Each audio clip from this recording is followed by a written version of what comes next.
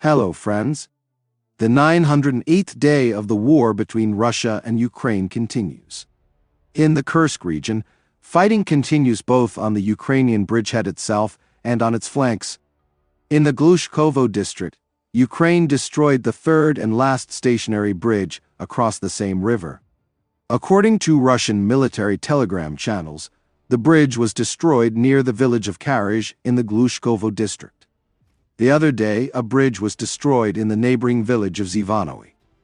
The strikes of the Ukrainian armed forces on the bridges are carried out in order to prevent Russia from transferring reinforcements to the southern bank of the same and saturating the front line, which runs east of Apanasovka-Snegast and west of Tekhino. Russian military telegram channels previously wrote that the Russian army had already built pontoon crossings across the river, and therefore the destruction of the bridges does not have a critical impact on the logistics of Russian units. This information was also confirmed today by Radio Liberty, which reported that the Russians built 2 pontoon crossings across the same river. The published images, taken since August 17, show that the Russians have built a crossing east of the village of Yevhenii. Earlier, it was reported that a similar crossing was built east of the village of Glushkovo. At the same time, Russian telegram channels suggest that the Ukrainian armed forces will probably soon go on the offensive in this direction. The Ukrainian offensive here may be aimed at preventing a Russian counterattack on the Sumy region and on the flank of the forces attacking the Kursk region. In addition, it is here that the Ukrainian army has a better chance of continuing to advance in the Russian region due to its proximity to the border, while the movement deeper into Russian territory to the north has already practically stalled. According to the Russian Defense Ministry, over the past 24 hours, the Ukrainian armed forces carried out assaults in the areas of the settlements of Olgovka, Ruskoy, and Cherkaskoy Porchnoy. Olgovka is located in the Korenivo area, which, according to Russian telegram channels, was also attacked, but the assault was repelled. Olgovka itself, according to the Russians, is divided into 2 parts, and Ukrainian telegram channels write that the village is under our control. Both Porchnoy are located north of Sudzha and hang over the village of Martinovka, which is located on the Sudzha-Kursk road, and for which fighting has been going on for a long time. Martinovka was also stormed, but the attacks of the Ukrainian armed forces were repelled, Russian telegram channels claim. Russian telegram channels also write that Ukraine attacked the village of Ruskaya Konopolka from the side of Agranum. The fighting is reportedly intense, but as before without major momentum and serious advances on either side. The reason may be that Russian troops have already understood the tactics of the Ukrainian armed forces in the Kursk region and have begun to counter them. Therefore, the Ukrainian offensive in the Russian region has slowed, writes the British magazine The Economist. The publication writes that the maneuverable attack used by the Ukrainian army was akin to the tactics used by the Russian chief of the General Staff Gerasimov, a source in the General Staff of Ukraine said. For the first 5 days it was terribly effective, but with the loss of the element of surprise, Ukrainian gains have slowed. Ukrainian soldiers fighting in the Kursk region say they are already beginning to see another level of resistance. Casualties are mounting. The Russians have saturated the front with more trained units, including Marines and Special Forces.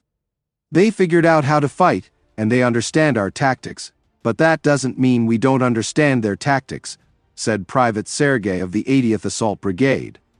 President Zelensky still insists on pushing as far into Russian territory as possible, a source in the General Staff says, but Sirsky is cautious, focusing on expanding the flanks along the border to create more reliable defensive lines, the article says. Heavy fighting continues in the Pokrovsk direction, Commander-in-Chief Sirsky said today. According to him, near Toretsk, the defense forces are doing everything necessary to protect the city. At the same time, data published by both Ukrainian and Russian military telegram channels shows a picture of a sharply worsening situation for the Ukrainian armed forces in this section of the front. The Russians have recently made significant progress in the Pokrovsk direction, capturing several villages and approaching the city of Siladovi. Today, the advance continued. Moreover, Russian telegram channels claim that the Ukrainian armed forces have begun to retreat in the area of the Vovcha River and the Karlivka Reservoir in order to avoid being surrounded. Russian troops have also advanced in New York in the Toretsk direction, capturing almost the entire settlement or the entire one, as some telegram channels, including Ukrainian ones, wrote yesterday. The military telegram channel Deep State, however, does not confirm the capture of New York. But judging by its map, the Russians are making a really large-scale advance there.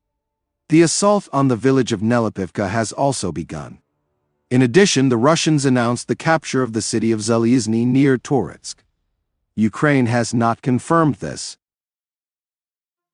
Ukrainian military officer Bunatov said that the commanders are not reporting the real situation in these areas to Syrskyi. Battalion commanders do not provide the current situation even to adjacent units in order to absolve themselves of responsibility later. Some battle formations are disoriented.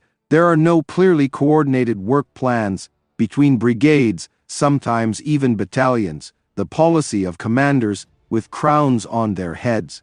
I have my own area of responsibility. I am not interested in the rest. Who are you to teach me? Writes Banyatov. According to his information, commanders of some brigades report invalid information. Further along the chain, they report to Syrskyi that the situation is under control, and he reports this to Zelensky. These two directions are held by some brigade commanders, battalion commanders, and company commanders who are awake day and night, independently looking for exits to friendly organisms in order to somehow stick everything together, writes Bonyatov, and calls on brigade commanders to establish communication with each other. Meanwhile, the authorities of the cities that the Russians are approaching are increasingly calling for evacuation. Pokrovsk residents have a week or two to leave the city, given the timing of the Russian army's advance in the Donetsk region. This was stated by the head of the city administration, Dobryak. Today, all services are working in Pokrovsk. That is, water, electricity, gas, and public transport are running. Everything is working for now. But we understand that in a week everything will be gradually curtailed, Dobryak said. There are still 4,788 children left in the Pokrovsk community. I think that this week we will reach the point where we will also have a forced removal of children, the head of the administration said. Earlier, Deputy Prime Minister Vashchuk called for an urgent evacuation from Pokrovsk and neighboring Siladovi. Friends, this channel exists solely thanks to your support. If you have the opportunity and desire to support the channel, I will be very grateful to you. Thank you very much and see you in the next video.